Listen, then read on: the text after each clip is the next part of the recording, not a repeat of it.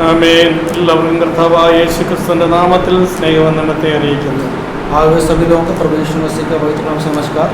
വീണ്ടും ഇപ്രകാരം തിരുവചനവുമായി ദൈവസഭയിൽ കടന്നു വരുവാൻ ദൈവം ഇടയാക്കിയതിനാൽ ദൈവത്തെ സ്തുതിക്കുന്നു. एक बार फिर परमेश्वर वचन के साथ यहाँ पर खड़ा रहने के लिए परमेश्वर ने सहायता की, इसलिए उसको धन्यवाद। വരുന്ന ദിവസങ്ങൾ ഈ സാഹചര്യങ്ങളെല്ലാം മാറി സഭയായി കടന്നു വരുവാൻ ദൈവം ഇടയാക്കുമെന്ന് ദൈവസഭയിൽ വിശ്വസിക്കുന്നു. आने वाले समय प्रभु परमेश्वर ये सब जो अव्यवस्थाएं सब हटाकर परमेश्वर हमें उसकी आराधना करने के लिए मौका देगा, ऐसा मैं मानता हूँ। ഇന്നത്തെ വചന ധ്യാനത്തിനായി നമുക്കൊരു വാക്യം വായിക്കാം. 1 തെസ്സലോനി 5:1-2 വാക്യങ്ങൾ. आज के मनन के लिए मैं वचन पढ़े पहले तीसरे पहला किताब उसका 5वां अध्याय।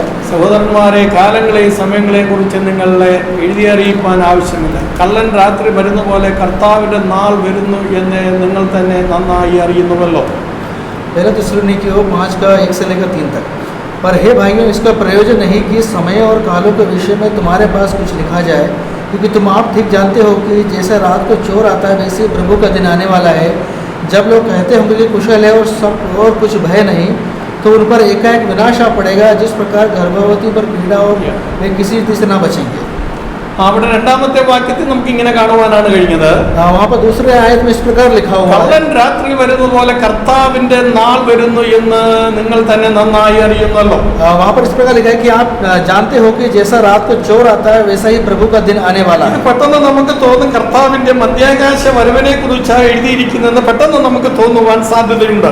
यहाँ पर हमें एकदम से समझ में आता है कि प्रभु परमेश्वर जो आकाश के मध्य में आने वाला है इसके बारे में लिखा हुआ है। ആ കർത്താവ് സഭയെ ചേർക്കുവാനും കള്ളൻ വരുന്ന പോലെ വരുന്നത് തിരുവചനങ്ങൾ മറ്റു ഭാഗങ്ങളിൽ നമുക്ക് കാണുവാൻ കഴിയും. कई प्रकार के आयतों में यहाँ पर उसका विवरण किया गया है कि प्रभु परमेश्वर अपने लोगों को सभा को मिलाने के लिए इस दुनिया पर आने वाला है। എന്നാൽ ഈ വാക്യം എന്ന് പറയുന്നത് സഭയെ ചേർക്കുവാൻ കർത്താവ് വരുന്നതിനെ കുറിച്ചല്ല പറയുന്നത്.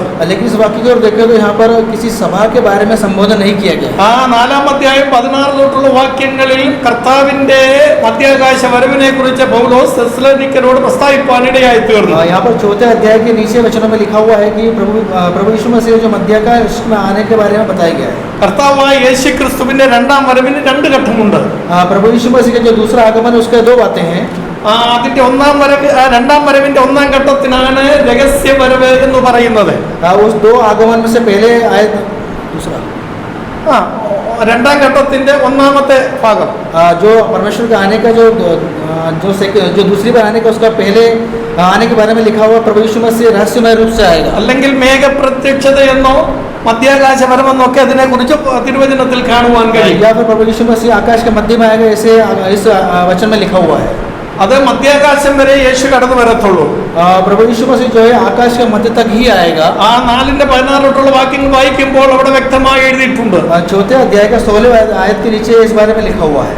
എന്നാൽ കർത്താവ് വരുന്ന ആ സമയം എപ്പോഴാണെന്ന് ആർക്കും അറിയത്തില്ല. लेकिन प्रभु यीशु मसीह का आगमन कब होगा समय किसी को नहीं पता। മത്തായി 24:44 നമുക്ക് ഇങ്ങനെ കാണുവാൻ കഴിയും. मत्ती किताब 24वां अध्याय उसके 40वां आयत में इस प्रकार लिखा हुआ है। 24:44 വാക്യം 24वां अध्याय उसका 44वां आयत। അങ്ങനെ നിങ്ങൾ നനയ്ക്കാത്ത നാഴികളിൽ മനുഷ്യപുത്രൻ വരുന്നുകൊണ്ട് നിങ്ങളും ഒരുങ്ങിയിരിപ്പിൻ. इसलिए तुम भी तैयार रहो, क्योंकि जिस घड़ी के विषय में तुम सोचते भी नहीं हो उसी घड़ी मनुष्य का पुत्र आ जाएगा। അവിടെ നമുക്ക് ഇപ്രകാരം കാണുവാൻ കഴിയുന്ന കർത്താവ് വരുന്ന നിമിഷം സമയം ഏതാണെന്ന് ആർക്കും അറിയത്തില്ല. वहाँ पर लिखा हुआ है कि प्रभु यीशु मसीह का कब आगमन होगा समय के बारे में नहीं लिखा है। അതിന്റെ തന്നെ 34-ാമത്തെ വാക്യത്തിൽ കാണുവാൻ കഴിയും. ऐसे ही इसी अध्याय के 34वां आयत में भी लिखा हुआ है। ആ സമയത്തെ കുറിച്ച് പിതാവാം ദൈവത്തിനല്ലാതെ പുത്രനും കൂടെ ആ സമയത്തെ കുറിച്ച് അറിയുവാൻ കഴിയുന്നില്ല. वहाँ पर प्रभु यीशु मसीह का आगमन समय प्रभु परमेश्वर के अलावा यीशु मसीह को भी नहीं पता। എന്നാൽ കർത്താവ് തന്റെ വരവിന്റെ ചില ലക്ഷണങ്ങൾ പറയുവാൻ തക്കവണ്ണം ഇടയായി തീർന്നു. लेकिन परमेश्वर ने अपने आगमन का कुछ लक्षणों के बारे में बताया है। കർത്താവ് വരുന്ന സമയം ആർക്കും അറിയത്തില്ല. प्रभु परमेश्वर का आगमन कब होगा किसी को नहीं पता। അത് പിതാവാം ദൈവത്തിന്റെ തിരുഹൃദയത്തിൽ ഉള്ള കാര്യമാണ്. वो पिता परमेश्वर के हृदय की बातें हैं। എന്നാൽ യേശു ക്രിസ്തുവിന്റെ മടങ്ങിവരവിന്റെ ചില അടയാളങ്ങൾ യേശു തന്നെ പറയുവാൻ തക്കവണ്ണം ഇടയായി തീർന്നു. लेकिन प्रभु यीशु मसीह के आगमन के कुछ जो निशानी है उसके बारे में खुद प्रभु यीशु मसीह बता रहे हैं। മത്തായിയുടെ സുവിശേഷം 24-ാം അധ്യായത്തിൽ തന്നെ പല അടയാളങ്ങൾ യേശു പറഞ്ഞിട്ടുണ്ട്. मत्ती किताब 24वां अध्याय में कई जगहों पर इस बारे में बताया गया। 32-ാമത്തെ വാക്യത്തിൽ കാണുന്നു, അത്തിയെ നോക്കി രൂപമടിപ്പീൻ, അതിന്റെ കൊമ്പിളതായി ഇല തളിർക്കുമ്പോൾ വേനൽ അടുത്തു എന്ന് നിങ്ങൾ അറിയുന്നുവല്ലോ. वहाँ पर 32 इस प्रकार लिखा है, अंजीर के पेड़ से दृष्टांत सीखो, जब उसकी डाली कोमल हो जाती है और पत्ते निकलने लगते हैं तो तुम जान लेते हो कि ग्रीष्मकाल निकट है। इसी रीति से जब तुम इस सब बातों को देखो तो जान लो कि वह निकट है, वह द्वारी पर है। 33 വാക്യം, അങ്ങനെ നിങ്ങൾ ഇതൊക്കെ കാണുമ്പോൾ അവൻ അടുക്കൽ വാതിൽക്കൽ തന്നെ ആയിരിക്കുന്നെന്ന് നിങ്ങൾ അറിഞ്ഞുകൊള്ളുവിൻ. यहाँ पर 33वां आयत में लिखा हुआ है, इसी रीति से जब तुम इन बातों को देखो तो जान लो कि वह निकट है, वह द्वार पर ही है। അപ്പോൾ അത്തി തളിർക്കുക എന്ന് പറയുന്നത് എന്താണെന്ന് വ്യാഖ്യാനിക്കാതെ തന്നെ നമുക്ക് എല്ലാവർക്കും അറിയാം. इसलिए हमें इस बारे में सब लोगों को पता है। അത് യഹൂദനെ കുറിച്ചാണ് അവിടെ പറഞ്ഞിരിക്കുന്നത്. वहाँ पर यहूदियों के बारे में हमें बताया ആ गया। യഹൂദനായ അത്തി തളിർത്തു തുടങ്ങി. यहूदा लोगों का जो है वो അത്തി ജിഞ്ചീർ अच्छा जंजीर, ആ यहूदा लोग जो जंजीर के पेड़ के उस दृष्टांत को सीखते हैं। ആ യഹൂദൻ സ്വന്തം ദേശത്തേക്ക് കടന്നു വന്ന് അവരുടെ രാഷ്ട്രങ്ങളൊക്കെ സ്ഥാപിക്കുവാൻ തുടങ്ങി. यहूदी लोग खुद अपने राष्ट्र में जाकर वहाँ पर वो रहने लगे हैं। ആ വീണ്ടും മത്തായി 24-38 വാക്യത്തിൽ പ്രകാരം കാണുവാൻ കഴിയും. मत्ती की किताब 24वां अध्याय उसके 38वां आयत में इस प्रकार നോഹയുടെ കാലത്ത് സംഭവിച്ചതുപോലെ തന്നെ മനുഷ്യപുത്രന്റെ നാളിലും സംഭവിക്കും. वहाँ पर लिखा है जिस प्रकार नूह के समय जल प्रलय हुआ तो उसी समय प्रभु यीशु मसीह के आगमन के समय भी होगा। ലൂക്കോസ് 17-28 കൂടെ ചേർത്ത് ചിന്തിക്കുമ്പോൾ, लूका की किताब 17-28 കൂടെ ചേർത്ത് ചിന്തിക്കുമ്പോൾ 17 के 38 से जब पढ़ते हैं तो നോഹയുടെ കാലത്ത് സംഭവിച്ചതുപോലെ തന്നെ മനുഷ്യപുത്രന്റെ നാളിലും സംഭവിക്കും. नूह के समय में जो हुआ था उसी समय प्रभु यीशु मसीह के आगमन के समय भी होगा। ആ നോഹയുടെ കാലത്ത് എന്താണ് സംഭവിച്ചത് മത്തായി 24-37 നമുക്ക് കാണുവാൻ തന്നെ ഇടയായിത്തീരും. नूह के समय में क्या हुआ था उसके बारे में मत्ती किताब 24वां अध्याय उसके 37वां आयत में लिखा हुआ है। ആ ജലയത്തിന് മുമ്പ് ഉള്ള ജനം പെട്ടകത്തിൽ കയറിയ നാൾ വരെ, നോഹ പെട്ടകത്തിൽ കയറിയ നാൾ വരെ തിന്നും കുടിച്ചും വിവാഹം കഴിച്ചും വിവാഹത്തിന് കൊടുത്തും പോന്നു. जल प्रलय के पहले उस जहाज पर चढ़ने से पहले लोगों कई प्रकार की वस्तुओं का आनंद लेते हुए जी रहे थे। ആ ന്യായവിധിയുടെ ഇരിക്കുന്ന ദൂത് നോഹ പ്രസംഗിക്കുമ്പോഴും അത് കേൾക്കുവാൻ മനുഷ്യർക്ക് സമയമില്ല. नूह जब प्रचार कर रहा था उस समय तक मनुष्य को सुनने का समय नहीं था। ഭൗതികമായിരിക്കുന്ന കാര്യത്തിന് വേണ്ടി മനുഷ്യൻ ഓടി നടക്കുകയാണ്. कई प्रकार की भौतिक बातों के लिए मनुष्य दिन रात दौड़ रहा है। നീതി പ്രസംഗിയായിരിക്കുന്ന നോഹ ഏകദേശം 120 വർഷത്തോളം പ്രസംഗിക്കുവാൻ ഇടയായി തീർന്നു. परमेश्वर के वचन के बारे में 120 साल पहले से लोग कह रहे हैं, എന്നാൽ നോഹയുടെ പ്രസംഗം ആരും കേട്ട് മാനസാന്തരപ്പെട്ടതായിട്ട് തിരുവചനത്തിൽ കാണുന്നില്ല. लेकिन नूह का वचन सुनकर कोई भी परमेश्वर वचन की ओर कोई लोग नहीं कर रहा। അപ്പോൾ നോഹയുടെ കാലഘട്ടത്തെ കുറിച്ച് വളരെ കാര്യങ്ങൾ പറയുവാനുണ്ട്. इसलिए नूह के उस समय के बारे में कई बातें പാപം ഏറ്റവും വർദ്ധിച്ച് വലിയൊരു കാലഘട്ടമായിരുന്നു നോഹയുടെ കാലഘട്ടം. नूह का जो समय उस समय पाप बहुत ज्यादा बढ़ गया था। ആ പാപം നിമിത്തമാണ് നോഹയുടെ കാലഘട്ടത്തിൽ ശിക്ഷാവിധി ലോകത്തിൽ കടന്നു വന്നത്. इस पाप के बढ़ने के कारण के नूह के समय में जो जल प्रलय इस दुनिया में आया था। ദൈവത്തിന്റെ വചനത്തിന് ചെവി കൊടുക്കുവാനോ ദൈവത്തെ ആരാധിക്കുവാൻ ആ കാലഘട്ടത്തിലെ ജനം സമയങ്ങളെ കണ്ടെത്തിയില്ല. उस समय के लोगों को परमेश्वर वचन सुनने या उसको देखने का समय नहीं था। ഈ കാലഘട്ടത്തിലേക്ക് നമ്മൾ കടന്നു വരുമ്പോൾ മനുഷ്യൻ ഭൗതികത്തിന് വേണ്ടി ഓടി നടക്കുകയാണ്. इस समय की ओर देखें तो लोग जो है भौतिक वस्तुओं की ओर अपना ध्यान ज्यादा केंद्रित कर रहे हैं। എന്നാൽ ദൈവമക്കളാകുന്ന നമ്മുടെ ജീവിതത്തിൽ ഈ നാളുകളിൽ ദൈവസന്നിധിയിൽ നാം സമയങ്ങളെ ചിലവഴിക്കണം. लेकिन हम लोग जो परमेश्वर लोग इन दिनों में परमेश्वर की ओर अपना समय बिताना है। കർത്താവായ യേശു ക്രിസ്തു വരുമ്പോൾ നമ്മൾ കൈവിടപ്പെട്ടു പോകരുത്. जब प्रभु यीशु इस दुनिया पर आएगा तो हमें इस दुनिया के अनुसार नहीं चलना है। ആ നോഹ പെട്ടകത്തിൽ കയറിയപ്പോൾ ന്യായവിധിയുടെ വെള്ളങ്ങൾ ഭൂമിയിൽ പെയ്തിറങ്ങിയതുപോലെ जिस प्रकार नूह उस जहाज चढ़ने के बाद में जल प्रलय इस भूमि पर आया, ദൈവമക്കൾ അല്ലെങ്കിൽ സഭ ഈ ഭൂമിയിൽ നിന്ന് മാറ്റപ്പെടുമ്പോൾ ദൈവികമാകുന്ന ന്യായവിധികൾ ഈ ഭൂമിയിൽ നടക്കാൻ പോകുകയാണ്. उसी प्रकार जब प्रभु यीशु मसीह आएगा, जब परमेश्वर के लोग दुनिया से उठाया जाएगा, तब कई प्रकार की बातें इस दुनिया में होने वाली ആ ലോത്ത് സോദോം വിട്ട നാളിൽ ദൈവത്തിന്റെ ന്യായവിധി സോദോമിൽ ഇറങ്ങി വന്നു. जब ലോത്ത് സോദോം വിട്ട സമയത്താണ് ദൈവത്തിന്റെ ന്യായവിധി സോദോമിൽ ഉണ്ടായത്. जब लूत ने सोदोम शहर को छोड़ा उसके बाद प्रभु परमेश्वर का जो व्यवस्था है उस नगर पर आया। അപ്പോൾ ദൈവജനം ദൈവസഭ ഭൂമിയിൽ നിന്ന് മാറ്റപ്പെടുമ്പോൾ അടുത്തത് ഇവിടെ ദൈവത്തിന്റെ ന്യായവിധിയുടെ സമയങ്ങൾ തുടങ്ങാൻ പോവുകയാണ്. उसी प्रकार जब परमेश्वर के लोग इस दुनिया से अलग हो जाएंगे उसके पश्चात दुनिया में प्रभु यीशु मसीह का न्याय आएगा। അപ്പോൾ നമ്മുടെ കർത്താവായ യേശു ക്രിസ്തു വരാൻ പോവുകയാണ്. इसका मतलब ये कि हमारे प्रभु यीशु मसीह इस दुनिया पर आने वाला है। വരവിന്റെ സകല ലക്ഷണങ്ങളും നിറവേറി ഏകദേശം കഴിഞ്ഞിരിക്കുകയാണെന്ന് തന്നെ നമുക്ക് പറയാം. जो आने के कई लक्षण निशानी है दुनिया पर हम देखते हैं। ആ മത്തായി 24:1 തൊട്ട് നമ്മൾ വായിക്കുമ്പോൾ जब मत्ती की किताब 24वें अध्याय से पहले आयत से नीचे का पढ़ेंगे तो ശിഷ്യന്മാർ യേശുവിനോട് പ്രധാനമായ 3 ചോദ്യങ്ങൾ ചോദിക്കുന്നുണ്ട്.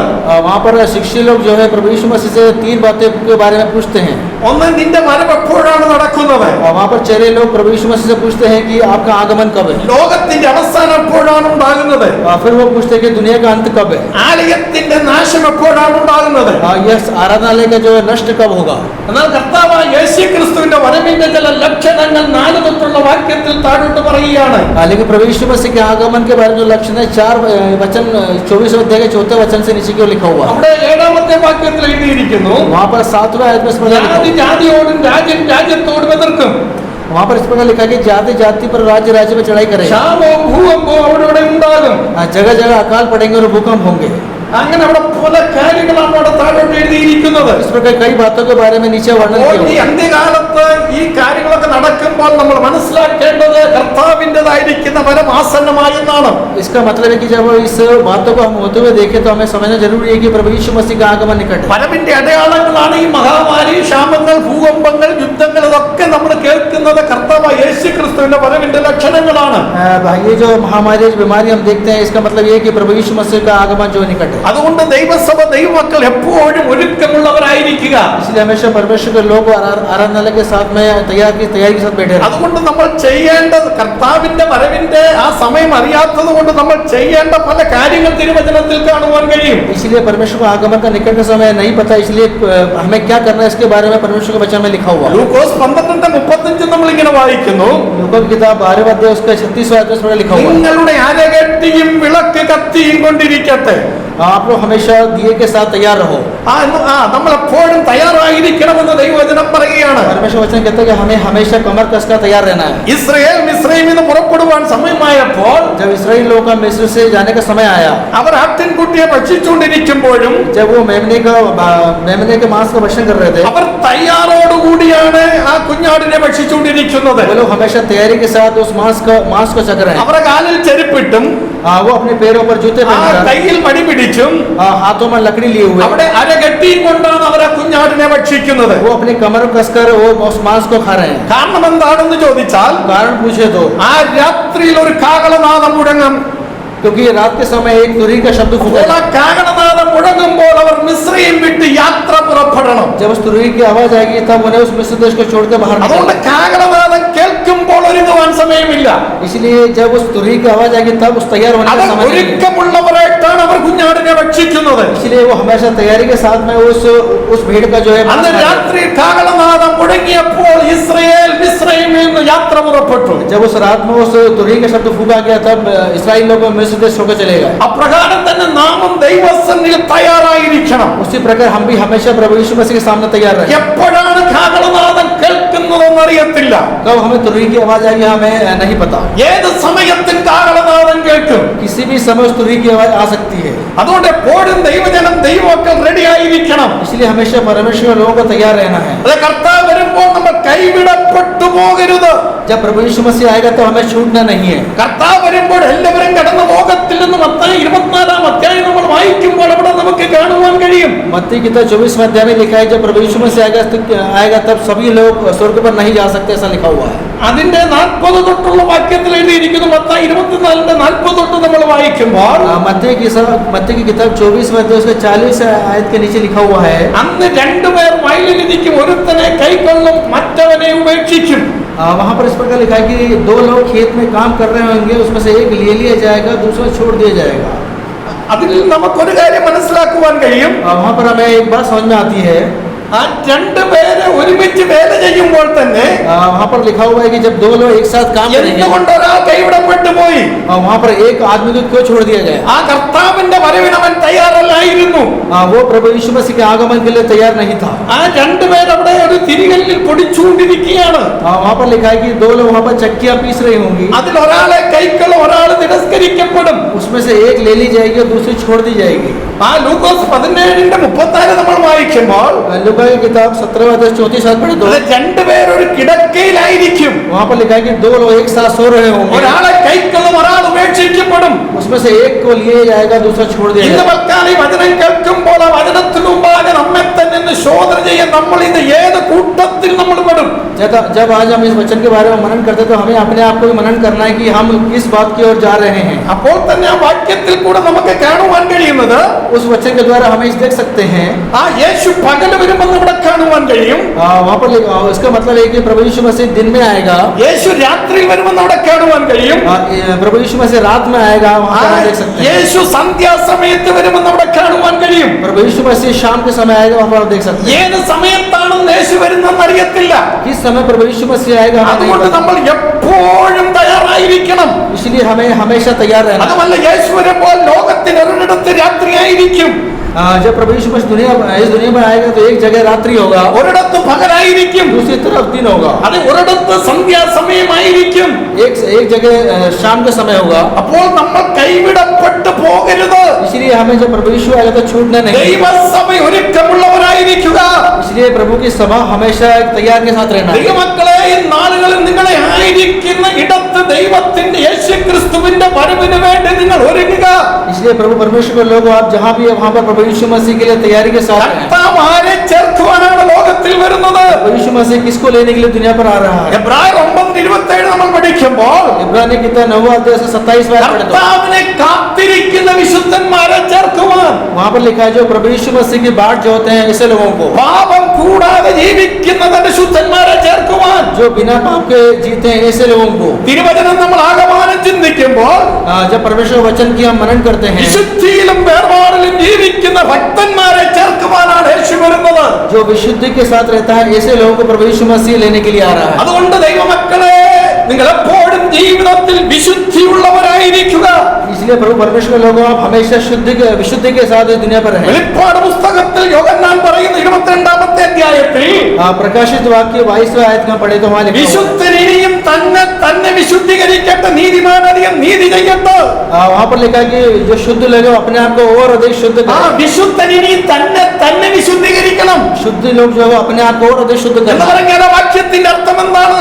इस वाक्य का अर्थ क्या है? ഒരിക്കൽ നമ്മൾ അശുദ്ധരായിരുന്നു, इसका मतलब है कि एक समय हम എന്നാൽ अशुद्ध थे, കർത്താവായ യേശുക്രിസ്തുവിന്റെ രക്തത്താൽ നമ്മെ ശുദ്ധിയുള്ളവരാക്കി തീർത്തു.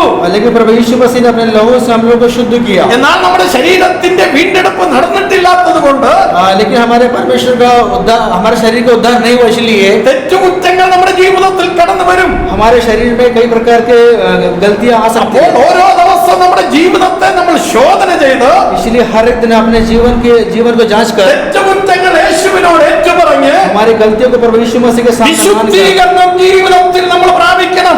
शुद्ध जीवन की ओर हमें जीना है। അങ്ങനെ ഓരോ ദൈവ പൈതലും 24 മണിക്കൂറും വിശുദ്ധിയുള്ളവരായിരുന്നാൽ മാത്രമേ കാഹളനാദം കേൾക്കുമ്പോൾ പോകത്തുള്ളൂ. ऐसे 24 घंटे जब प्रभु परमेश्वर के लोग जब उसके अनुसार जिएंगे तभी उस तुरही की आवाज हमें सुनाई देगी। അതുകൊണ്ട് കർത്താവ് വരുമ്പോൾ പോകണമെങ്കിൽ इसलिए प्रभु यीशु मसीह जब आएगा तो हमें जाना है। പാപക്കറകൾ ജീവിതത്തിൽ കാണാൻ പാടില്ല.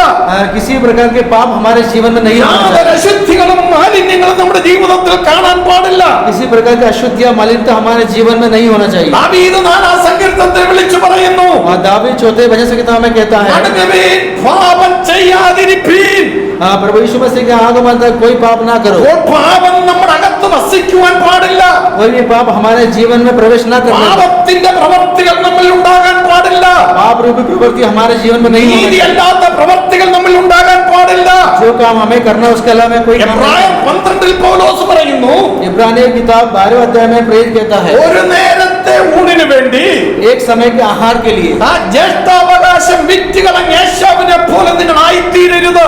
शाऊल के समान हमें नहीं होना है। പിന്നെ അവൻ കരഞ്ഞ് നിലവിളിച്ചിട്ട് അവൻ അനുഗ്രഹം അവന് തിരികെ കിട്ടിയില്ല. उसके पश्चात शाऊल रोने के पश्चात जिस प्रकार अनुग्रह से प्राप्त नहीं हुआ। എന്നെ കേൾക്കുന്ന ദൈവമക്കളെ, ഈ ഭൂമിയിലെ എന്തെങ്കിലും നന്മയ്ക്ക് വേണ്ടി നിങ്ങൾ നിത്യജീവനെ നഷ്ടമാക്കരുത്. मुझे सुनने वाले परमेश्वर के लोग, इस दुनिया की किसी प्रकार की बातों के लिए उस नित्य जीवन की हमें नाश नहीं करना है। ആ നിത്യജീവൻ ജീവിതത്തിൽ നഷ്ടപ്പെട്ടു പോയാൽ നിത്യമായ നരകമാണ് ജീവിതത്തിൽ ശേഷിക്കുന്നത്. नित्य जीवन यदि हमारे जीवन से नष्ट होगा तो एक नित्य नरक हमारे जीवन में प्रवेश करेगा। അതുകൊണ്ട് യേശു വരുമ്പോൾ പോകണം. इसलिए प्रभु यीशु मसीह जब आएगा तो हमें जाना है। നിങ്ങളുടെ പ്രവൃത്തികളെ ശോധന ചെയ്യുക. हमारे प्रवृत्तियों को हम जांचें। നിങ്ങളുടെ ജീവിതത്തെ ശോധന ചെയ്യുക. हमारे जीवन की हम जांचें। വചനപ്രകാരം നമ്മൾ ദൈവസന്നിധിയിൽ ജീവിക്കുക.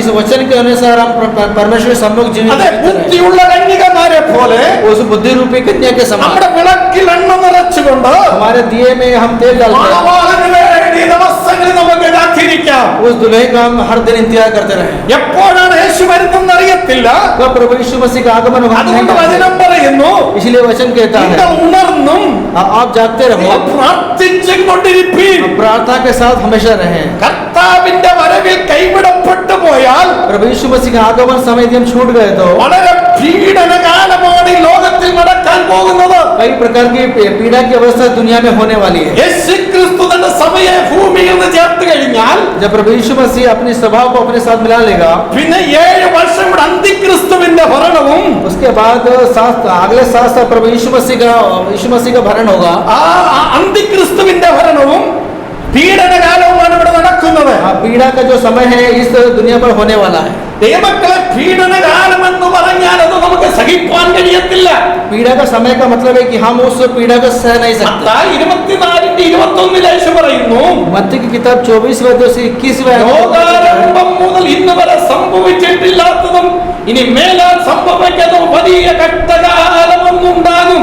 और वहाँ पर इस प्रकार लिखा है कि उस समय ऐसा भारी क्लेश होगा जैसा जगत के आरंभ से ना अब तक हुआ है और ना कभी होगा. ആ യേശു കർത്താവ് തന്നെയാണ് പറഞ്ഞത്, വലിയ കഷ്ടകാലം ലോകത്തിൽ ഉണ്ടാകാൻ പോകുകയാണ്. प्रभु यीशु मसीह खुद कहता है कि कई प्रकार इस प्रकार की बातें होने वाली है इस जगत में. ഇതേപോലുള്ള കഷ്ടകാലം ഇതുവരെ ഉണ്ടായിട്ടില്ല, ഇനി ഉണ്ടാകത്തുമില്ല. അത്ര വലിയ കഷ്ടകാലം ഉണ്ടാകാൻ പോവുകയാണ്. इस प्रकार का क्लेश यहाँ पर होने वाला है कि जो अब तक कभी ना हुआ है और ना कभी होगा.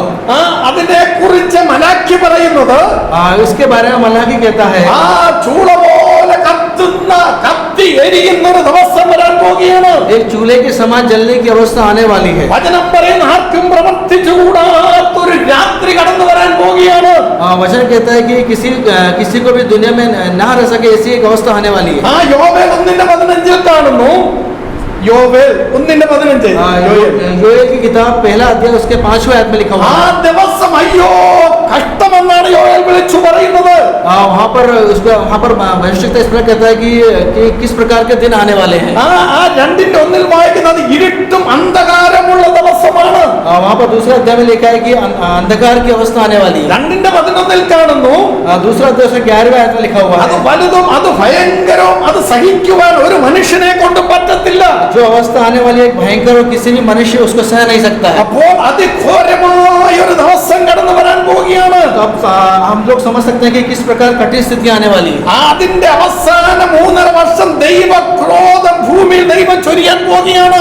आखिरी के 3.5 साल जो है वो प्रभु यीशु मसीह बहुत ज्यादा क्रोध की अवस्था लाने वाला है. ഒരു മനുഷ്യനും അത് സഹിക്കുവാൻ കഴിയാത്ത അതികഠിനമായ വേദനകളും കഷ്ടങ്ങളും കടന്നു വരാൻ പോവുകയാണ്. ऐसी अवस्था आने वाली है कि जो कोई भी मनुष्य उस अवस्था को सह नहीं सकता. ആ നാളിനെ കുറിച്ചാണ് ഇവിടെ നമ്മൾ വായിക്കുവാൻ ഇടയായി തീർന്നത്. उस समय की जो अवस्था के बारे में हम यहाँ पर पढ़ते അതാണ് हैं. 5:1 പൗലോസ് പറയുന്നു. 5:1 पहले तीसरे किताब 5वें अध्याय उसके पहले आयत में इस प्रकार लिखा हुआ है. സഹോദരന്മാരെ, കാലങ്ങളെ സമയങ്ങളെ കുറിച്ച് നിങ്ങൾക്ക് എഴുതി അറിയിക്കുവാൻ ആവശ്യമില്ല. वहाँ पर लिखा हुआ है कि हे भाइयों, इसका प्रयोजन नहीं कि समय और कालों के विषय में तुम्हारे पास कुछ എന്ന് പറഞ്ഞാൽ തെസ്സലോനിക്ക ലേഖകർക്ക് ഈ വിഷയത്തെ കുറിച്ച് അവർക്ക് അറിവുള്ളത് കൊണ്ടാണ് പൗലോസ് പ്രകാരം പറഞ്ഞത്. इसका मतलब है कि तिस्सलुनी के लोगों को इसके बारे में पता है, इसलिए ഈ पौलुस किस प्रकार കാലങ്ങളും സമയങ്ങളും എന്ന് പറയുന്നത് ये जो काल है उस समय के बारे में ഈ मतलब है. ക്രോധം കടന്നു വരുന്ന സമയത്തെ കുറിച്ചാണ് പറയുന്നത്. परमेश्वर के क्रोध के बारे में यहाँ बताया गया. ആ കള്ളൻ രാത്രിയിൽ വരുന്നത് പോലെ കർത്താവിന്റെ നാൾ വരുന്നതാണ് അവിടെ എഴുതിയിരിക്കുന്നത്. वहाँ पर लिखा है कि जैसे रात को चोर आता है वैसे ही प्रभु का दिन आने वाला है. കർത്താവിന്റെ 3 വിധമായിരിക്കുന്ന നാളുകളെ കുറിച്ച് നമുക്ക് പുതിയ നിയമത്തിൽ കാണുവാൻ കഴിയും. नए नियम में प्रभु यीशु मसीह के 3 आगमन के बारे में बताया गया है. ആ വെളിപ്പാട് 1:10 ഇങ്ങനെ വായിക്കുന്നു. प्रकाशित वाक्य पहले अध्याय के 10 അവിടെ आयत में കാണുന്ന लिखा है. കർത്തൃദിനം, പ്രഭുക്കദിൻ, वहाँ पर लिखा हुआ है प्रभु का दिन. അത് വെളിപ്പാട് പുസ്തകത്തിൽ യോഹന്നാന് ദൈവ ദർശനങ്ങളെ കാണിച്ച സമയത്തെ കുറിച്ചാണ് പറയുന്നത്. वहाँ पर प्रकाशित वाक्य में यूहन्ना को प्रभु ने जो दर्शन दिए उसके बारे में उसने ആ लिखा है. കർത്തൃദിനം ഞായറാഴ്ചയാണെന്ന് പൊതുവെ വിശ്വസിക്കപ്പെടുന്നു. वहाँ पर हम लोग विश्वास करते हैं कि जो प्रभु का दिन है वो संडे या रविवार होगा. എന്നാൽ അതിന് വചനത്തിൽ തെളിവില്ല. लेकिन इस वचन में उसके बारे में कोई नहीं, उसके बारे में कोई नहीं लिखा हुआ है. അടുത്തത് ക്രിസ്തുവിന്റെ ദിനം അല്ലെങ്കിൽ മശിഹാദിൻ എന്ന് പറയുന്ന ഒരു ദിവസത്തെ കുറിച്ച് പുതിയ നിയമത്തിൽ കാണുവാൻ കഴിയും. नए नियम एक दिन के बारे में वो लिखा है कि मसीह का दिन. അത് കൊരിന്ത് ലേഖനം, ഫിലിപ്പ് ലേഖനം എന്നിവിടങ്ങളിൽ നമുക്ക് കാണുവാൻ കഴിയും. वहाँ उसके बारे में कुरिन्थियों की किताब है, फिलिपियों की किताब में लिखा है। സമയത്തിന്റെ കുറവ് കൊണ്ട് ഞാൻ വാക്യം എടുത്തു വായിക്കുന്നില്ല. समय की कमी के कारण मैं वाक्य को निकाल कर नहीं അത് पढ़ना चाहता। വിശുദ്ധന്മാർക്ക് വേണ്ടി മാത്രമുള്ള സമയമാണ്. वो विशुद्ध लोगों के लिए ही आने वाला एक दिन है। ആ കർത്താവിന്റെ മധ്യാകാശവരവും जब प्रभु यीशु मसीह का आकाश के मध्य में आने का समय, ആ വിശുദ്ധന്മാർ സ്വർഗത്തിലേക്ക് കയറി പോകുകയും जब विशुद्ध लोग जो स्वर्ग की ओर चढ़ने का समय അവിടെ വിശുദ്ധന്മാരുടെ ന്യായവിധിയും और विशुद्ध लोगों का जो न्याय होने का समय, ആ പ്രതിഫലങ്ങൾ കൊടുക്കുന്ന സമയത്തെ കുറിച്ചാണ് പറഞ്ഞിരിക്കുന്നത്. उसका प्रतिफल मिलने के समय के बारे में लिखा हुआ है। അടുത്തത് മൂന്നാമത്തെ ദിവസമാണ് നമ്മൾ ഇപ്പോൾ വായിച്ചത്. और तीसरा जो दिन है उसके बारे में हम यहाँ पढ़ रहे हैं। കർത്താവിന്റെ നാൾ, ഇന്ത്യയിൽ അതും പ്രഭുക്കത്തിന് എന്നാണ് കൊടുത്തിരിക്കുന്നത്. वो भी प्रभु के दिन है, ऐसा हम बोल सकते हैं। ഇതാണ് പഴയ നിയമത്തിൽ കാണുന്ന യഹോവക്ക ദിൻ എന്ന് പറയുന്നത്. इसी के बारे जो यहोवा का दिन के बारे में जो पुराने नियम में लिखा हुआ है, इसी बारे में യഹോവയുടെ ദിവസത്തെ കുറിച്ച് പ്രവാചകന്മാർ, യെശയ്യാ മുതലുള്ള പ്രവാചകന്മാർ ഈ ദിവസത്തെ കുറിച്ച് വളരെ കാര്യങ്ങൾ പറഞ്ഞിട്ടുണ്ട്. यहोवा के दिन के बारे में जो भविष्यवक्ताओं ने कई बातें बता रहे हैं। ആ ദൈവത്തിന്റെ ന്യായവിധി ഭൂമിയിൽ ചൊരിയുന്ന ദിവസങ്ങളാണ്. प्रभु यीशु मसीह का जो न्याय का दिन है उसके बारे में बताया गया। ദൈവം ഭൂമിയെ ന്യായം വിധിക്കുന്ന ദിവസങ്ങളാണ്. प्रभु परमेश्वर इस दुनिया पर जब न्याय करने आने वाला उस दिनों के बारे में बताया ആ गया। ദൈവീയ കാഹളങ്ങളും മുദ്രകളും ആ ക്രോധ കലശങ്ങളൊക്കെ ഭൂമിയിൽ പകരപ്പെടുന്ന ദിനങ്ങളാണ്. വെളിപ്പാട് പുസ്തകത്തിൽ കാണുന്ന സംഭവങ്ങൾ നടക്കുന്ന സമയങ്ങളാണ്. प्रकाशित वाक्यों में प्रभु परमेश्वर जो कार्य करने वाला उसके बारे में कई बातें लिखी हुई है। അപ്പോൾ ദൈവത്തിന്റെ കോപ ദിവസം ഭൂമിയിൽ ചൊരിയാൻ പോകുകയാണ്. इसका मतलब है कि प्रभु परमेश्वर का जो कोप का दिन है इस दुनिया में आने वाला है। സഫന്യാവിന്റെ പുസ്തകത്തിൽ सपन्या की किताब, യെശയ്യാ പ്രവചനം, एशिया की किताब, ആമോസിന്റെ പുസ്തകം, आमोस की किताब, ഇതൊക്കെ നമ്മൾ പഠിക്കുമ്പോൾ ये सब जब हम पढ़ते ഈ हैं ദിവസത്തെ കുറിച്ച് പ്രവാചകന്മാർ വിളിച്ചു പറയുന്നുണ്ട്. इस दिन के बारे में जो भविष्यवक्ता बताते हैं। ഞാൻ പറഞ്ഞ ആ ദിവസം അതിവേദനകൾ നിറഞ്ഞ ദിവസമാണ്. मैं बताता हूँ ये जो दिन है कई प्रकार के क्लेश के दिन है, അതികഠിനമായ ദിവസങ്ങളാണ്. कई प्रकार की कठिन समय का दिन है। ഒരു മനുഷ്യനും അത് സഹിക്കുവാൻ കഴിയത്തില്ല. किसी मनुष्य को उसको सहन नहीं कर सकता। വെളിപ്പാട് പുസ്തകം നമ്മൾ പഠിക്കുമ്പോൾ प्रकाशित वाक्य जब पढ़ते हैं, മനുഷ്യൻ മരണം അന്വേഷിക്കുമെന്നാൽ അവന് മരിക്കുവാൻ പോലും കഴിയത്തില്ല. वहाँ पर इस प्रकार है कि मनुष्य मर भी नहीं सकता, ऐसा लिखा हुआ है। വെളിപ്പാട് പുസ്തകം 9-ാം അധ്യായത്തിലേക്ക് കയറുമ്പോൾ जब प्रकाशित वाक्य 9वां अध्याय पढ़ते हैं, ദൈവം ഘോര പിശാചുക്കളെ ആ ദിവസങ്ങളിൽ അടിച്ചുവിടുന്നതായിട്ട് കാണുവാൻ കഴിയും. वहाँ पर लिखा है कि जो शैतान लोग को प्रभु ने बांधा था उसको खोल कर छोड़ने वाला അത് തേളിന്റെ രൂപത്തിലും കുതിരയുടെ രൂപത്തിലും മറ്റുമാണ് അവിടെ പറഞ്ഞിരിക്കുന്നത്. वो कई प्रकार की अवस्था में, घोड़े के रूप में, कई प्रकार जानवर की अवस्था में आ सकता है। രണ്ട് വിധമായിരിക്കുന്ന ജീവികളുടെ രൂപത്തിൽ അവിടെ ഘോര പിശാചുക്കളെ ദൈവം അഴിച്ചുവിടുന്നത് അദ്ദേഹം വായിക്കുമ്പോൾ കാണുവാൻ കഴിയും. दो प्रकार के जीव के बारे में लिखा हुआ है, वहाँ पर हम पढ़े तो लिखा हुआ है। അതിന്റെ വേദന, അത് കുത്തുന്ന വേദന തേൾ മനുഷ്യനെ കുത്തുന്നത് പോലെ വേദന ഉണ്ടാകുന്നതാണ് അവിടെ എഴുതിയിരിക്കുന്നത്. जिस प्रकार बिच्छू मनुष्य को काटता है उस प्रकार की अवस्था के बारे में वहाँ वर्णन किया गया। ദൈവമക്കളെ, കർത്താവ് വരുമ്പോൾ പൊയ്ക്കൊള്ളണം. इसलिए परमेश्वर को जब प्रभु परमेश्वर आएगा तो हमें जाना है, കൈവിടപ്പെട്ടു പോകരുത്. हमें उस परमेश्वर को हमसे छूटना नहीं है। അതെ, ക്രിസ്തുവിന്റെ ദിനം, യഹോവയുടെ ദിവസം കടന്നു വരാൻ പോകുകയാണ്. प्रभु यीशु मसीह का दिन आने वाला है। എന്നാൽ അതിനു മുമ്പേ ദൈവസഭ ഭൂമിയിൽ എടുക്കപ്പെടും. लेकिन उसके पहले जो परमेश्वर की सभा है वो परमेश्वर चले जाएंगे। ലോകത്തിൽ പീഡനകാലം കടന്നു വരുന്നതിന് മുമ്പേ സഭ ഈ ഭൂമിയിൽ നിന്ന് മാറ്റപ്പെടും. जब पहले जो परमेश्वर की सभा है वो परमेश्वर ദൈവസഭ ഭൂമിയിൽ നിന്ന് മാറ്റപ്പെട്ടിട്ടാണ് പീഡനകാലം ലോകത്തിൽ ഉണ്ടാകുന്നത്. परमेश्वर की सभा है जब इस दुनिया से दूर हो चले जाएंगे तब इस पीड़ा की ഞാൻ अवस्था പറഞ്ഞ आने वाली है। പീഡനകാലം എന്ന് പറയുന്നത് 7 വർഷമാണ്. मैं जिस प्रकार कहा कि पीड़ा की जो अवस्था वो 7 साल की है। അതിന്റെ 3.5 വർഷത്തിൽ വലിയ കുഴപ്പങ്ങളൊന്നും കാണത്തില്ല. इसमें शुरू के 3.5 साल में बहुत ज्यादा कष्ट नहीं हुआ। വെറും പല കഷ്ടങ്ങളുണ്ട്. അന്തിക്രിസ്തുവിന്റെ ഭരണമാണ് നടക്കുന്നത്. प्रभु यीशु मसीह का जो आगमन है वही चलता रहेगा। അപ്പോൾ അന്തിക്രിസ്തുവിന്റെ മുദ്രയില്ലാത്തവർക്ക് ഒരു സാധനം വാങ്ങിക്കുവാനോ വിൽക്കുവാനോ കഴിയത്തില്ല. प्रभु यीशु मसीह के आगमन के जो निशानी के अलावा कोई दूसरी वस्तु नहीं है। അന്തിക്രിസ്തുവിന്റെ മുദ്രയില്ലാതെ ലോകത്തിൽ ജീവിക്കുവാൻ കഴിയത്തില്ല. उस मुद्रा के बिना इस दुनिया पर जी नहीं सकते। എന്നാൽ വെളിപ്പാട് പുസ്തകം 14-ാം അധ്യായം പഠിക്കുമ്പോൾ लेकिन प्रकाशित वाक्य किताब 14वां अध्याय में അന്തിക്രിസ്തുവിന്റെ മുദ്രയേറ്റാൽ, प्रभु यीशु मसीह का जो അന്തിക്രിസ്തുവിന്റെ ആ മുദ്ര നമ്മളെ അന്ന് ലോകത്തിലുള്ള മനുഷ്യരേറ്റാൽ, उस दुनिया में जो उस समय मुद्रा चलेगी, मुद्रा को यदि वो ग्रहण ദൈവത്തിന്റെ കോപം അവരുടെ മേൽ കടന്നു വരും. यदि मुद्रा को ग्रहण करते हैं तो प्रभु परमेश्वर का जो कोप है उनके ऊपर आएगा। ഏറ്റാൽ ദൈവകോപം കടന്നു വരും.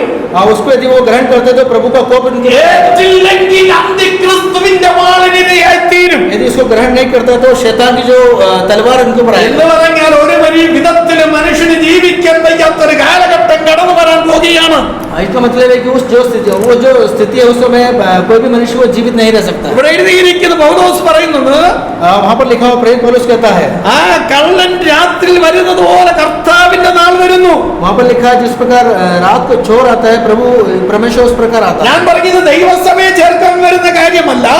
जो मैं बताता हूँ वो इस परमेश्वर की सभा को मिलाने नहीं आ रहा ഈ है। കർത്താവിന്റെ ദിനമെന്ന് പറയുന്നത് ദൈവകോപം ലോകത്തിൽ ചൊരിയപ്പെടുന്ന നാളുകളാണ്. प्रभु का दिन का मतलब है कि जो परमेश्वर कोप है उसका दिन आने वाला है। സഭ ഭൂമിയിൽ നിന്ന് മാറ്റപ്പെട്ട് जब ये सभा इस दुनिया से हट जाएंगे, പീഡനകാലം തുടങ്ങി जो पीड़ा की अवस्था आएगी, 1000 ആണ്ട് വാഴ്ചവരുടെ സമയങ്ങളെ കുറിച്ചാണ് യഹോവയുടെ നാൾ എന്ന് പറയുന്നത്. हजारों साल के बारे में जो बताते हैं वही परमेश्वर का दिन है। അതിന്റെ അകത്ത് 7 വർഷത്തിന്റെ അവസാനം 3.5 വർഷമാണ് അതിശോധനയേറിയ സമയങ്ങൾ. उसी में जो 7 साल में शुरू के जो 3.5 साल है उसी के बारे में बताया कि अति शोधना देने वाला समय। വെളിപ്പാട് പുസ്തകം, प्रकाशित वाक्य, യോസ്കേൽ പ്രവചനം, यहेजकेल की किताब, യെശയ്യാ പ്രവചനങ്ങളൊക്കെ നമ്മൾ പഠിക്കുമ്പോൾ एशिया की किताब जब हम पढ़ते हैं, അന്ന് മനുഷ്യൻ പൊന്നുകൊണ്ടും വെള്ളി കൊണ്ടുണ്ടാക്കിയ വിഗ്രഹങ്ങളൊക്കെ അവർ എറിഞ്ഞു കളയും. वहाँ पर लिखा हुआ है जो मनुष्य लोगों ने सोने चांदी से जो मूर्तियां बनाई वो सब फेंक देंगे। ദൈവകോപത്തിന് മുമ്പിൽ അവർക്ക് നിൽക്കുവാൻ കഴിയത്തില്ല. प्रभु परमेश्वर के कोप के सामने वो लोग स्थिर नहीं रह അവർ सकते। മലകളുടെയും വലിയ കുന്നുകളുടെ പാറകൾ അടുത്ത് ചെന്നിട്ട് ഇപ്രകാരം വിളിച്ചു പറയും, अब वो पहाड़ों के सामने खड़े होकर इस प्रकार कहेंगे, "ആ പാറകളെ ഞങ്ങളുടെ മേൽ വീഴുവീൻ, ये पहाड़ों तुम मेरे सामने मेरे ऊपर गिरो, കുഞ്ഞാടിന്റെ കോപം തട്ടാതെ ഞങ്ങളെ പരിപാലിപ്പീൻ." कि हमारी आप सहायता करो। ദൈവമക്കളെ എന്ന മനുഷ്യന് മരിക്കുവാൻ പോലും കഴിയത്തില്ല.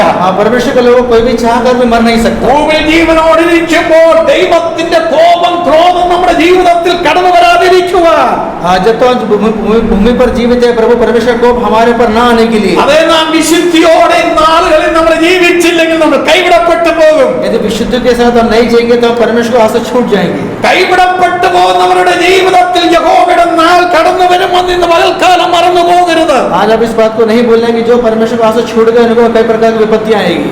ആ മൂന്നാമത്തെ വാക്യത്തിൽ ആ നാളിനെ കുറിച്ച് പൗലോസ് പറയുന്നത്, और तीसरे अध्याय में प्रेरित पौलुस प्रकार कहता है 5:3 അവർ സമാധാനമെന്നും നിർഭയെന്നും പറയുമ്പോൾ ഗർഭിണിക്ക് പ്രസവവേദന വരുമ്പോൾ അവർക്ക് പെട്ടെന്ന് നാശം വന്നു ഭവിക്കും. जब लोग कहते होंगे ये कुशल है और कुछ भय नहीं तो उन पर एकाएक विनाश आ पड़ेगा, जिस प्रकार गर्भवती पर पीड़ा और वे किसी रीति से ना बचेंगे। എന്ന് പറഞ്ഞാൽ ആ ദിവസം എത്ര പെട്ടെന്ന് കടന്നു വരുമെന്നാണ് പറയുന്നത്. इसका मतलब है कि वो कितने ही जल्दी वो दिन होगा इसके बारे में बताएगा। മനുഷ്യൻ നിனைക്കാതിരിക്കുന്ന നേരത്തെ സമയം കടന്നു വരും. इसका मतलब जब मनुष्य इस बारे में सोचता भी नहीं होगा वो समय आप എന്താ സന്തോഷമാണ് സമാധാനമെന്ന് പറഞ്ഞുകൊണ്ടിരിക്കുമ്പോൾ जब हम लोग कहते हैं कि ये अभी अच्छा है कुशल है, ഇതാണ് യേശു പറയുന്നത് നോവയുടെ കാലത്ത് സംഭവിച്ചതുപോലെ, जिस प्रकार नूहा के समय हुआ था, ലോത്തിന്റെ നാളിൽ സംഭവിച്ചതുപോലെ जिस प्रकार लूत के समय हुआ था, അവിടെ ഉള്ളതായിരിക്കുന്ന ഒരർത്ഥം എന്ന് പറയുന്നത് जहाँ जिस प्रकार हुआ था उसका अर्थ है ലോത്തിന്റെ നാളിലോ നോവയുടെ നാളിലും എന്താണ് സംഭവിച്ചത്? नूह के समय लूत के समय क्या हुआ था? എല്ലാം സന്തോഷമായി സമാധാനമായി തിന്നു കുടിച്ച് ആനന്ദിച്ച് അവർ മുന്നോട്ട് പോകുമ്പോ उस समय जब कुशलता के साथ सभी लोग आगे बढ़ रहे थे, പെട്ടെന്ന് ദൈവത്തിന്റെ ന്യായവിധി കടന്നു വന്നതുപോലെ अचानक ही जब प्रभु परमेश्वर का न्याय इस दुनिया पर, അതേ യഹോവയുടെ നാൾ കടന്നു വരാൻ പോകുകയാണ്. उसी प्रकार प्रभु यीशु मसीह का दिन आने वाला। മനുഷ്യൻ നിனைക്കാത്ത നേരത്ത് आदमी जब सोचता भी नहीं होगा, യാതൊരു സൂചനകളും കൂടാതെ बिना किसी सूचना के പൊടുന്നനവേ ദൈവസഭ ഭൂമിയിൽ നിന്ന് മാറ്റപ്പെടുകയും तुरंत ही प्रभु की जो सभा है दुनिया से യഹോവയുടെ നാളുകൾ ഈ ഭൂമിയിൽ ആരംഭിക്കുകയും ചെയ്യാൻ പോകുകയാണ്. नूह के समय जिस प्रकार हुआ था उस प्रकार का समय। നാലാമത്തെ വാക്യത്തിൽ പൗലോസ് പറയുന്നു, चौथे अध्याय में प्रेरित पौलुस कहता है, എന്നാൽ സഹോദരന്മാരെ लेकिन हे भाइयों, ആ നാൾ കള്ളൻ എന്ന പോലെ നിങ്ങളെ പിടിപ്പാൻ നിങ്ങൾ ഇരുട്ടിലുള്ളവരല്ല. वहाँ पर लिखा है तुम तो अंधकार में नहीं हो कि वह दिन तुम पर चोर के नहीं आ पड़े। അപ്പോൾ ആ നാൾ ആരെയാണ് കടന്നു പിടിക്കുന്നത്? इसका मतलब वो दिन किसको पकड़ता है? ഇരുട്ടിൽ വസിക്കുന്നവരെ जो अंधकार में निवास करता है। എന്ന് പറഞ്ഞാൽ അതിന്റെ അർത്ഥം എന്ന് പറയുന്നത് इसका अर्थ बताए तो രക്ഷിക്കപ്പെട്ട് സ്നാനപ്പെട്ട് ദൈവ മക്കളായി തീരാതെ जो परमेश्वर का जो बपतिस्मा ले वो उद्धार नहीं प्राप्त ഈ ലോകത്തിന്റെ പിശാചിന്റെ ഇഷ്ടം ചെയ്തുകൊണ്ട് ജീവിക്കുന്നവരാണ് അന്ധകാരത്തിൽ വസിക്കുന്നത്. इस दुनिया में रहकर शैतान की जो पालन करते हैं वैसे लोग अंधकार में रहते ദൈവ हैं। മക്കളാകുന്ന നമ്മൾ അന്ധകാരത്തിന്റെ കീഴിലുള്ളവരല്ല. प्रभु यीशु मसीह के हम लोग अंधकार में रहने वाले नहीं हैं। 5:5 പൗലോസ് പറയുന്നു, 5 के 5 में प्रेरित पौलुस നമ്മൾ कहता है, വെളിച്ചത്തിന്റെ മക്കളും പകലിന്റെ മക്കളുമാകുന്നു. वहाँ पर लिखा है क्योंकि तुम सब ज्योति की संतान और दिन की संतान हो. നാം ഇരുളിനും രാത്രിക്കും ഉള്ളവരല്ല. हम ना रात के हैं ना अंधकार के हैं. അതുകൊണ്ട് ഇരുട്ടിന്റെ പ്രവൃത്തികൾ ദൈവമക്കളുടെ ജീവിതത്തിൽ കാണാൻ പാടില്ല. इसलिए अंधकार की जो प्रवृत्ति हो प्रभु परमेश्वर के लोगों के बीच में नहीं होना चाहिए. മക്കൾ എന്താണ് ഇരുട്ടിന്റെ പ്രവൃത്തി എന്ന് പറയുന്നത്? परमेश्वर के लोगों को ये अंधकार की प्रवृत्ति क्या है? ആ ഗലാത്യ ലേഖനത്തിൽ കാണുന്ന ജഡത്തിന്റെ എല്ലാ പ്രവൃത്തികളും ഇരുട്ടിന്റെ പ്രവൃത്തികളാണ്. वहाँ पर गलातियों की किताब में लिखा हुआ है जो हम दुनिया के रूप में करते हैं वो सब ജഡത്തിന്റെ യാതൊരു പ്രവൃത്തികളും ദൈവമക്കളിൽ കാണാൻ പാടില്ല. ये दुनिया के रूप में किसी प्रकार प्रवृत्ति परमेश्वर के लोगों में नहीं होना चाहिए. ദൈവമക്കൾ ദൈവത്തിൽ ദൈവിക സ്വഭാവമുള്ളവരായിരിക്കണം. हम लोग सभी प्रभु परमेश्वर के स्वभाव में आगे बढ़े. ദൈവ സ്നേഹമുള്ളവരായിരിക്കണം. परमेश्वर के प्रेम में आगे बढ़े. തമ്മിൽ തമ്മിൽ സ്നേഹിക്കുന്നവരായിരിക്കണം. एक दूसरे से प्रेम में आगे बढ़े. ദൈവത്തെ സ്നേഹിക്കുന്ന പോലെ സ്വന്തം സഹോദരങ്ങളെ സ്നേഹിക്കുവാൻ കഴിയുന്നില്ലെങ്കിൽ जिस प्रकार हम परमेश्वर से प्रेम करते हैं यदि हम अपने भाई से प्रेम नहीं करते കള്ളനെന്നാണ് തിരുവചനത്തിൽ കാണുന്നത്. परमेश्वर का वचन लिखा है कि हमें पत्थरों से मारना है. കള്ളനാരാണ്? അവൻ ഇരുട്ടിൽ വസിക്കുന്നവനാണ്. चोर कौन है? जो अंधकार में वास करता है. അപ്പോൾ ഗലാത്യ 5:26 ആയിരിക്കുന്നിടത്തെടുത്ത് വായിക്കുക. जब गलातियों की किताब 26 आयत पढ़ते हैं ജഡത്തിന്റെ പ്രവൃത്തികളെല്ലാം ഇരുട്ടിന്റേതായിരിക്കുന്ന പ്രവൃത്തികളാണ്. ये दुनिया की जो प्रवृत्ति है सब अंधकार की प्रवृत्ति है. അതിലേതെങ്കിലും നമ്മിലുണ്ടോ എന്ന് നമ്മളെ തന്നെ ഒന്ന് ശോധന ചെയ്യണം. उसमें से कोई भी प्रवृत्ति के हमारे जीवन में हमें अपने आप की जांच करना है. യഥാർത്ഥമായ ദൈവ സ്നേഹം നമ്മിലുണ്ടോ? यथार्थ रूप में जो प्रभु परमेश्वर का प्रेम है वो क्या हमारे സഹോദരന്മാരെ യഥാർത്ഥമായി സ്നേഹിക്കുവാൻ കഴിയുന്നുണ്ടോ? क्या हम अपने भाई लोगों को प्यार करते हैं? പക, പിണക്കം ഇതൊന്നും നമ്മുടെ ജീവിതത്തിൽ കാണാൻ പാടില്ല. किसी प्रकार गुस्सा हमारे जीवन में नहीं होना चाहिए. അപ്പോൾ ദൈവ സ്നേഹത്താൽ നിറഞ്ഞു ജീവിക്കുന്നവരാണ് വെളിച്ചത്തിൽ വസിക്കുന്നവർ. इसका मतलब है कि जो प्रभु परमेश्वर के प्रेम में वास करते हैं वही दिन की ज्योति में वास करते നമ്മൾ हैं. ആരാണ്? വെളിച്ചത്തിന്റെ മക്കളാണ്. हम लोग कौन है? दिन की संतान है. മത്തായി 5 യേശു പ്രകാരം പറയുന്നു, मत्ती की किताब 5वां अध्याय प्रभु इस प्रकार कहता है നിങ്ങൾ ലോകത്തിന്റെ വെളിച്ചമാകുന്നു. वहाँ पर इस प्रकार लिखा है कि तुम लोग दुनिया की ज्योति हो. നമ്മുടെ യേശു ലോകത്തിന്റെ വെളിച്ചമായിരുന്നു. हमारा प्रभु परमेश्वर दुनिया की ज्योति എന്നാൽ है. കർത്താവ് പോയതിനു ശേഷം ലോകത്തിന്റെ വെളിച്ചം എന്ന് പറയുന്നത് ദൈവമക്കളാണ്. लेकिन प्रभु यीशु मसीह के जाने के पश्चात दुनिया की जो ज्योति है वो हम लोग हैं. അപ്പോൾ ഇരുട്ടിന്റെ യാതൊരു പ്രവൃത്തികളും നമ്മളിൽ കാണാൻ പാടില്ല. इसलिए जो अंधकार की प्रवृत्ति है हमारे जीवन में नहीं होना चाहिए. വചനവിരുദ്ധമായ മദ്യപാനം മുതലായ യാതൊന്നും നമ്മുടെ ജീവിതത്തിൽ കാണാൻ പാടില്ലെന്ന് തിരുവചനം വ്യക്തമായിട്ട് പറയുന്നു. वचन में लिखा हुआ है कि परमेश्वर के विरुद्ध कोई भी कार्य हमारे जीवन में नहीं होना चाहिए. ദൈവവചനത്തിന് വിരുദ്ധമായ എന്തെങ്കിലും ജീവിതത്തിൽ ഉണ്ടെങ്കിൽ യേശു വരുമ്പോൾ പോകത്തില്ല. यदि इस वचन के विरुद्ध कोई भी कार्य हमारे जीवन में तो जब प्रभु आएगा तो हम नहीं जा അത് सकते. മാത്രമല്ല, നമ്മുടെ ദൈവം വിശുദ്ധനായിരിക്കുന്ന ദൈവമാകുന്നു. वो भी नहीं, हमारा जो प्रभु यीशु मसीह विशुद्ध परमेश्वर है. അതുകൊണ്ട് അവന്റെ ജനവും എപ്പോഴും വിശുദ്ധിയുള്ളവരായിരിക്കണം. इसलिए उसके जन भी हमेशा विशुद्ध होना चाहिए. യെശയ്യാവ് 43:15 വ്യക്തമായി കാണുവാൻ കഴിയും. यशायाह की किताब 43वां अध्याय उसका 13वां आयत में लिखा हुआ है. ഞാൻ നിങ്ങളുടെ വിശുദ്ധനായ ദൈവവും. वहाँ पर लिखा हुआ है मैं तुम्हारा विशुद्ध परमेश्वर हूँ. പല കാര്യങ്ങളോട് പറഞ്ഞിട്ടുണ്ടെങ്കിലും कई बातों के बारे में हम बताएंगे. ദൈവം പറയുന്നു ഞാൻ വിശുദ്ധനാണ്. वहाँ पर प्रभु इस प्रकार कहता है कि मैं विशुद्ध हूँ. അതുകൊണ്ട് തിരുവചനം നമ്മെ കുറിച്ച് പറയുന്നത് इसलिए वचन हमारे बारे में बताया ഞാൻ വിശുദ്ധനായിരിക്കുന്നത് പോലെ നിങ്ങളും വിശുദ്ധി ഉള്ളവരായിരിപ്പീൻ. और वहाँ पर इस प्रकार लिखा है कि जिस प्रकार मैं विशुद्ध हूँ, उस प्रकार तुम भी विशुद्ध होना चाहिए. അത് പത്രോസ് പ്രകാരം പറയുന്നു, पत्रस इस प्रकार कहता है നിങ്ങളെ വിളിച്ച വിശുദ്ധനൊത്തവണ്ണം तुमको बुलाया उस विशुद्धि के प्रकार എല്ലാ നടപ്പിലും നിങ്ങൾ വിശുദ്ധിയുള്ളവരായിരിക്കണം. हर प्रकार के चाल चलन में भी आपको विशुद्ध होना है. എന്റെ വചനം കേൾക്കുന്ന പ്രിയ ദൈവമക്കളെ, ജീവിതത്തെ ഒരു മിനിറ്റ് ഒന്ന് ശോധന ചെയ്യുക. ജീവിതത്തിൽ വിശുദ്ധിയുള്ളവരാണോ? इस वचन को सुनने वाले परमेश्वर के लोग हम अपने आप को एक बार जांच करें कि हमारा जीवन विशुद्ध रूपी जीवन है. എബ്രായർ 12:14 നമുക്ക് ഇങ്ങനെ കാണുവാൻ കഴിയും. इब्रानी की किताब 12वें अध्याय उसके 14वें आयत में लिखा हुआ है എല്ലാവരോടും സമാധാനം ആചരിച്ച് सभी लोगों से समाधान ശുദ്ധീകരണം പ്രാപിക്കുവാൻ ഉത്സാഹിക്കുക. शुद्धिकरण प्राप्त करने के लिए तैयार हो. കാരണം ശുദ്ധീകരണം കൂടാതെ ആർക്കും ദൈവത്തെ കാണുവാൻ കഴിയത്തില്ല. बिना शुद्धि के किसी भी लोगों को प्रभु यीशु मसीह को नहीं मिल सकते. അപ്പോൾ എല്ലാവരോടും നമ്മൾ സമാധാനമായിരിക്കണം.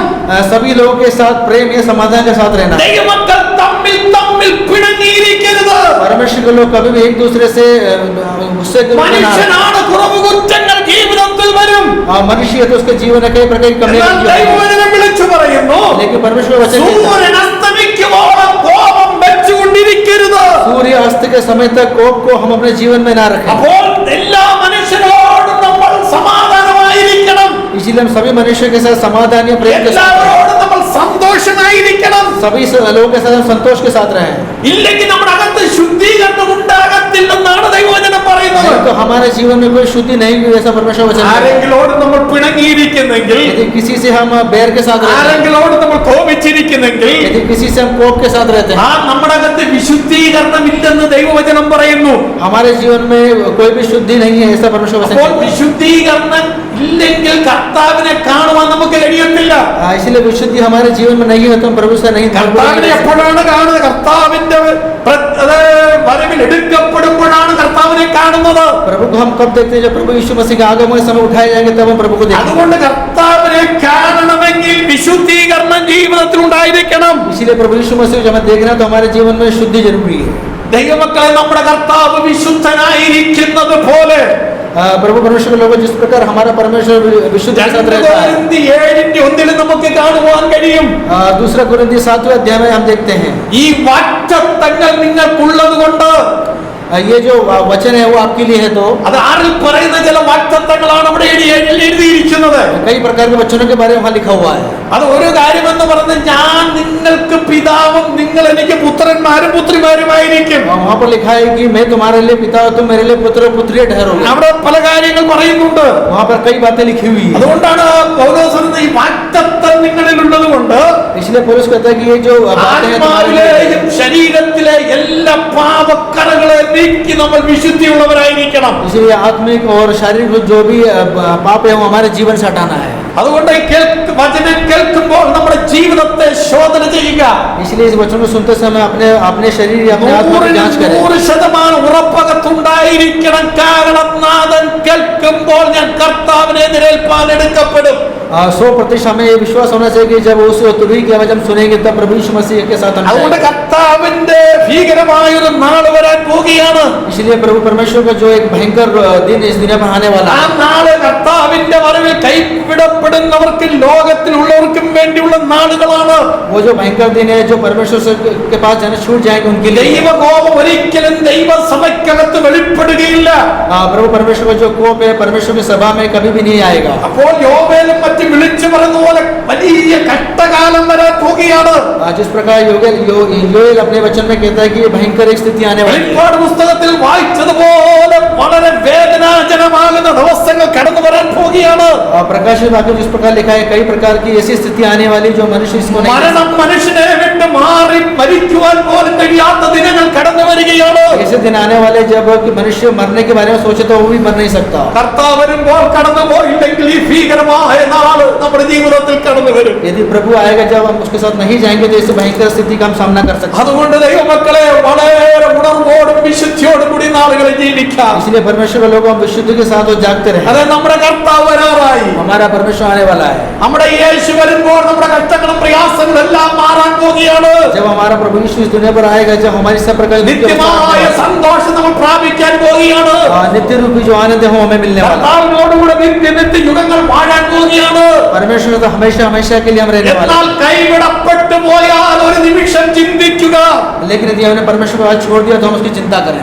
ആമേൻ, ആമേൻ. വളരെ ഭീകരമായ ദിവസങ്ങളിൽ കൂടി കടന്നു പോകാൻ പോവുകയാണ്. बहुत ही ज्यादा भयंकर स्थिति की अवस्था से हम गुजरने वाले हैं। അതുകൊണ്ട് കർത്താവിന്റെ വരവിന് വേണ്ടി നമുക്ക് ഒരുങ്ങാം. इसलिए परमेश्वर के आगमन के लिए हम तैयार रहें। ജീവിതത്തെ ശോധന ചെയ്യാം. हम अपने जीवन की जांच करें। പാപപ്രവൃത്തികളെ വിട്ടുകളയാം. पाप की प्रवृत्ति को हम छोड़ എല്ലാ അശുദ്ധികളും അനീതികളും നമ്മെ വിട്ട് മാറിപ്പോകട്ടെ. सभी प्रकार अशुद्धि हमारे जीवन से ഈ दूर हो जाए। ലോകത്തിന് അല്പമായിരിക്കുന്ന അനുഗ്രഹത്തിന് വേണ്ടി, നന്മകൾക്ക് വേണ്ടി, इस दुनिया की जो अल्प रूपी जो सुख है उसके लिए നിത്യമായ അനുഗ്രഹങ്ങളെ നഷ്ടമാക്കി കളയരുത്. नित्य रूप से मिलने वाला जो अनुग्रह को हमें नाश നമ്മുടെ नहीं करना है। കഷ്ടങ്ങളും നഷ്ടങ്ങളും ജീവിതത്തിൽ വന്നാലും സാരമില്ല. कई प्रकार कष्ट या तकलीफ हमारे जीवन में आए तो भी कोई बात നമുക്ക് नहीं। വേണ്ടി നിത്യമായ അനുഗ്രഹങ്ങളെ സ്വർഗ്ഗത്തിൽ കരുതി വെച്ചിട്ടുണ്ട്. हमारे के लिए हमेशा के लिए जो अनुग्रह आशीष है प्रभु यीशु मसीह ने स्वर्ग में हमारे लिए रखा हुआ അതുകൊണ്ട് है। കേട്ട വചനത്തിനു മുമ്പാകെ നമ്മെ നമ്മെ തന്നെ ഒന്ന് താഴ്ത്താം. इसलिए सुने वचन की ओर में एक बार ध्यान दें. ആ കാലങ്ങളെ സമയങ്ങളെ കുറിച്ച് നാം അറിയാതിരിക്കരുത്. वो आने वाले समय के बारे में हमें जानना है. കള്ളൻ രാത്രി വരുന്നത് പോലെ കർത്താവിന്റെ നാളും കടന്നു വരാൻ പോകുകയാണ്. जिस प्रकार चोर रात में आता है उसी प्रकार प्रभु यीशु मसीह का दिन आने वाला है. കർത്താവിന്റെ നാൾ കടന്നു വരുന്നതിന് മുമ്പേ ദൈവസമൂഹത്തിൽ നിന്ന് മാറ്റപ്പെടും. परमेश्वर का दिन आने से पहले परमेश्वर की सभा दुनिया से अलग हो जाएंगे. നമ്മൾ ഈ കൃപായുഗത്തിന്റെ അവസാന കാലഘട്ടത്തിലാണ് ജീവിക്കുന്നത്. इस कृपा रूपी युग के आखिरी समय में हम रहते हैं. പല കാലഘട്ടങ്ങളെ കുറിച്ച് തിരുവചനത്തിൽ കാണുവാൻ കഴിയും. कई प्रकार के समय के बारे में इस वचन के बारे में लिखा हुआ है. ആദാമിന്റെ സൃഷ്ടി മുതൽ നമ്മൾ ചിന്തിക്കുമ്പോൾ आदम की सृष्टि के समय से हम चिंता करते हैं. പാപമില്ലാത്ത യുഗം തൊട്ട് കാലഘട്ടം തൊട്ട് പല കാലഘട്ടങ്ങൾ കടന്നുപോയി. पाप नहीं तो उस समय की अवस्था से लेकर अभी तक हम ഇപ്പോൾ നമ്മൾ കൃപായുഗത്തിൽ അല്ലെങ്കിൽ സഭായുഗത്തിന്റെ അവസാന പീരീഡിലാണ് താമസിക്കുന്നത്. अभी जो हम रहते हैं कृपा युग के आखिरी दौर में हम जी रहे हैं. ഈ കൃപായുഗം തീരാറായി. ये जो कृपा का ये आशीष का दिन है वो खत्म होने वाला है. വാതിൽ അടയാൻ പോകുകയാണ്. ये जो आशीष का जो द्वार है वो നോഹയുടെ പെട്ടകത്തിന്റെ വാതിൽ അടച്ച പോലെ जिस प्रकार परमेश्वर ने उस नूह के जहाज का दरवाजा बंद किया ആ വാതിൽ അടഞ്ഞാൽ പിന്നെ അകത്ത് കയറുവാൻ ആർക്കും കഴിയത്തില്ല. वो जब दरवाजा बंद हो जाएगा उसके पश्चात उस दरवाजे के अंदर किसी को भी नहीं घुस सकते. എന്തുകൊണ്ടാണ് കർത്താവ് വരുവാൻ താമസിക്കുന്നത്? प्रभु यीशु मसीह आगमन देरी क्यों हो रही है? പത്രോസ് മൂന്നാം അധ്യായത്തിൽ പത്രോസ് എടുത്തു പറയുന്നു, दूसरा पत्रस तीसरे अध्याय में पत्रस कहता है ചിലർ വിചാരിക്കുന്നത് പോലെ കർത്താവ് വരുവാൻ താമസിക്കുന്നില്ല. कुछ लोग जिस प्रकार चिंता करते हैं उस प्रकार प्रभु यीशु പിന്നെ मसीह आगमन में देरी नहीं है. താമസിക്കുന്നതിന്റെ കാര്യം എന്താണ്? फिर इस देरी का कारण क्या? ചിലരുടെ മാനസാന്തരപ്പെടുവാൻ ദൈവം ദീർഘക്ഷമ കാണിക്കുകയാണ്. उसका कारण ये है कि प्रभु यीशु मसीह चाहता है कुछ लोग और उद्धार प्राप्त ഈ करें. കൃപയുടെ വാതിലടയാണ്. ये जो आशीष का वार्षल दरवाजा बंद होने वाला है. സഭയാകുന്ന പെട്ടകം ഇവിടെ നിന്ന് ഉയരത്തിലേക്ക് പോകാൻ പോകുകയാണ്. ये जो सभा रूपी जहाज है यहाँ से ऊंचाई की ओर जाने वाला है. നോഹയുടെ പെട്ടകം വെള്ളത്തിൽ ഉയർന്നു പൊങ്ങിയതുപോലെ जिस प्रकार नोहा का जहाज उस पानी के ऊपर उठ गया, ആ സഭ ലോകത്തിൽ സ്വർഗത്തിലേക്ക് മാറ്റപ്പെടാൻ പോകുകയാണ്. वैसे ये सभा जो है वो स्वर्ग की ओर जाने वाला है. അത് പെട്ടകം ഉയരാൻ തുടങ്ങിയപ്പോൾ ന്യായവിധിയുടെ വെള്ളം കടന്നു വന്ന കാലഘട്ടത്തെ മനുഷ്യരെ നശിപ്പിച്ചു കളഞ്ഞു. जिस प्रकार वो जहाज ऊपर उठा वैसे ही जो परमेश्वर की जो दिन है वो इस दुनिया में आया वैसे ही आने वाला है. സമഭൂമിയിൽ നിന്ന് മാറ്റപ്പെട്ട ശേഷം ये सभा जब दुनिया से अलग हो जाएगी, വലിയ കോപ ദിവസങ്ങൾ ന്യായവിധിയുടെ ദിവസങ്ങൾ കടന്നു വരാൻ एक പോകുകയാണ്. बड़ा कोप या न्याय का समय इस दुनिया में आने ഈ वाला है. ന്യായവിധിയിൽ അകപ്പെടാതിരിക്കുവാൻ, इस न्याय की ओर हम न ഈ जाए, കോപ ദിവസത്തിൽ അകപ്പെടാതിരിക്കുവാൻ इस कोप में हम न जाए. നമ്മെ തന്നെ കൃപയിൽ സൂക്ഷിക്കാം. हम सभी कृपा की ओर यदि हम अपने को संभाले तो യേശുവിന്റെ വരവിന് വേണ്ടി ഒരുങ്ങാം. प्रभु यीशु मसीह के आगमन के लिए हम तैयार रहें. ജീവിതത്തെ ശോധന ചെയ്യാം. हमारे जीवन को हम जांचें, എല്ലാ പാപപ്രവൃത്തികളെയും വിട്ടുകളയാം. सभी प्रकार की पाप की प्रवृत्ति को हम ഈ छोड़ दें. വചനങ്ങളാൽ ദൈവം നമ്മെ അനുഗ്രഹിക്കുമാറാകട്ടെ. इस वचन के द्वारा प्रभु यीशु मसीह हमें आशीष दे.